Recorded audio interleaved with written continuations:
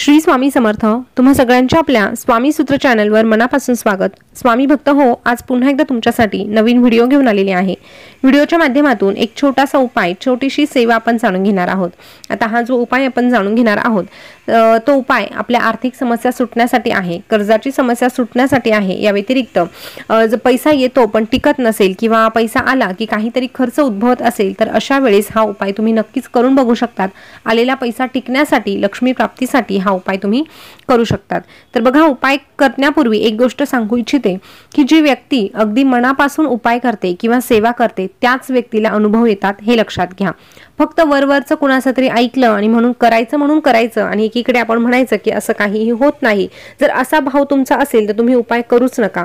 कारण कुठलीही गोष्ट करण्यासाठी विश्वास असणं खूप गरजेचं आहे। आपण म्हणतो हे जग विश्वासावर चाललेलं आहे। तर बघा, हे जग जर विश्वासावर चालतं तर नक्कीच आपल्या भगवंतावर देखील आपला तेवढा विश्वास असायलाच हवा। म्हणून विश्वासाने करा, 100% तुमची इच्छा पूर्ण झाल्याशिवाय राहणार नाही किंवा तुमची जी काही समस्या आहे ती सुटल्याशिवाय राहणार नाही। तर चला जाणून घेऊया आता उपाय करण्यासाठी तुम्हाला काय लागणार आहे। आता हा उपाय करण्यासाठी तुम्हाला दुर्वा लागणार आहे। कमीत कमी तुम्ही 11 दुर्वा घेऊ शकतात, जास्तीत जास्त तुम्ही 21, 51 घेऊ शकतात। आता दुर्वा घेतल्यानंतर आपल्याला एक प्रसादही गणपती बाप्पांना ठेवायचा आहे। तो कसा, तर आपल्याला गुळाचा नैवेद्य दाखवायचा आहे। आता जसे मोदक गणपती बाप्पांना प्रिय आहे तसेच गुळ आणि खोबरं देखील गणपती बाप्पांना अतिशय प्रिय आहे। त्यामुळे ह्या गुळाचे मोदक आपल्याला बनवायचे आहे। गुळाचे मोदक कसे बनवायचे, तर बघा, गुळ थोडासा किसून घ्यायचा आणि त्याचे छोटे छोटे गोळे बनवायचे। 11 गोळे बनवा, 21 बनवा किंवा 5 जरी बनवले तरीही चालतील। अशा प्रकारे गुळाचे मोदक किंवा गुळाचे छोटे छोटे लाडू आपल्याला बनवून घ्यायचे आहे। हाच नैवेद्य तुम्हाला आज दाखवायचा आहे। आता बघा, ह्या दोनच गोष्टी आपल्याला लागणार आहे। या व्यतिरिक्त तुम्हाला ज्या काही गोष्टी उपलब्ध होतील, जसे की जास्वंदीचं फूल आहे, हार आहे फुलांचा, हे तुम्ही तुमच्या ऐच्छिक आहे, तुम्ही ते घेऊ शकतात। परंतु ह्या सेवेसाठी आपल्याकडे गुळाचे मोदक किंवा गुळाचे लाडू आणि दुर्वा असणं गरजेचं आहे। बघा, हे झाल्यानंतर गणपती बाप्पांसमोर बसायचं आहे। तुमच्या घरात गणपती बसवलेला असेल तर तिथेच बसायचं आहे। पण जर गणपती बाप्पांची स्थापना तुमच्या घरात केलेली नसेल तर तुमच्या देवघरामध्ये देखील गणपती आहे, तिथे देखील तुम्ही बसू शकतात। आता बसल्यानंतर काय करायचं, तुम्ही ज्या दुर्वा घेतलेल्या आहे त्यातील एक दुर्वा आपल्या उजव्या हातावर ठेवायची। उजव्या हातावर ठेवल्यानंतर आपल्याला गणेश ऋणमोचक स्तोत्र म्हणायचं आहे। बघा, गणेश ऋणमोचक स्तोत्र तुम्ही गुगलवर सर्च करा, तुम्हाला मिळून जाईल।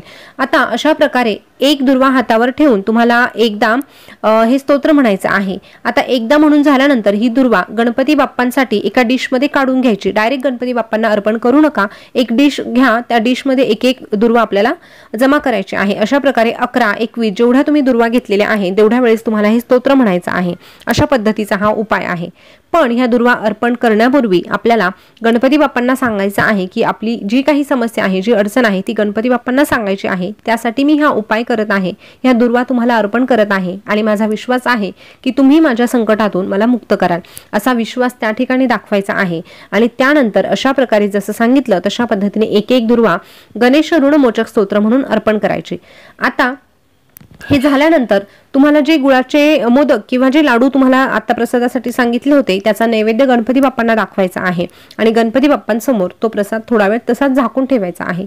आता हे झाल्यानंतर ज्या दुर्वा डिश मध्ये एकत्रित केलेल्या आहे त्या सगळ्या उचलायच्या, त्याची जुडी बनवायची आणि गणपती बाप्पांच्या डोक्यावर ठेवून द्यायचे आहे। अशा प्रकारे ह्या दुर्वा गणपती बाप्पांना अर्पण करायच्या आहे। बघा, दुर्वा कधीही गणपती बाप्पांच्या पायावर अर्पण केली जात नाही, हे लक्षात घ्या।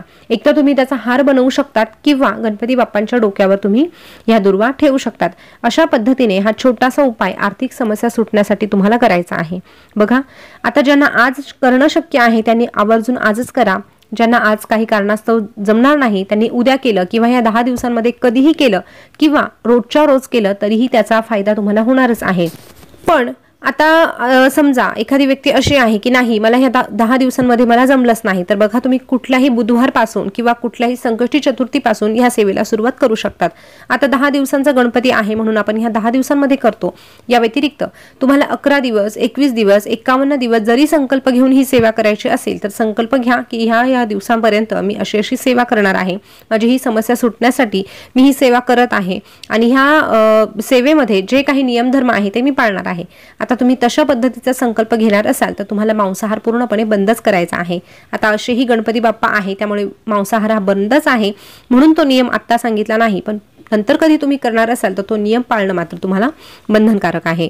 आता ज्यांनी घरामध्ये गणपती बाप्पा बसवलेला आहे त्यांनी या दुर्वा आपल्या निर्माल्य जिथे आपण साचवून ठेवतो तिथे नंतर ठेवून द्यायचा आहे। पण ज्यांनी गणपती बाप्पांची प्राणप्रतिष्ठा केलेली नाही त्यांनी आपल्या देवघरातल्या गणपती बाप्पांसमोर ह्या दुर्वा ठेवलेल्या आहे। त्यांनी काय करायचं तर तुम्हाला कुठे मंडळाच्या गणपतीला जायचं असेल तर तिथे तुम्ही त्या दुर्वा घेऊन जाऊ शकतात, किंवा तुमच्या गावात कुठे गणपती बाप्पांचं मंदिर असेल तर तिथे देखील तुम्ही त्या ज्या दुर्वा आहे त्या अर्पण करू शकतात। अशा प्रकारे आपल्याला आर्थिक समस्या सुटण्यासाठी हा दुर्वांचा उपाय करायचा आहे। तर स्वामी भक्त हो, नक्कीच हा उपाय तुम्ही करून बघा आणि त्याचा लाभ घ्या। बघा, आर्थिक समस्या सुटण्यासाठी किंवा कुठलीही समस्या सुटण्यासाठी आपल्या स्वतःचे कष्ट, स्वतःची जी काही मेहनत आहे ती करावीच लागते। परंतु मेहनत करूनही, कष्ट करूनही जर त्याला फळ प्राप्त होत नसेल तर नक्कीच आपल्याला दैवी शक्तीचा आधार घ्यावा लागतो, भगवंताकडे काहीतरी सागणं टाकावं लागतं आणि तेव्हा नक्कीच आपल्या इच्छा पूर्ण होण्यासाठी देखील मदत होत असते। तर हा उपाय तुम्ही करून बघा आणि त्याचा लाभ घ्या।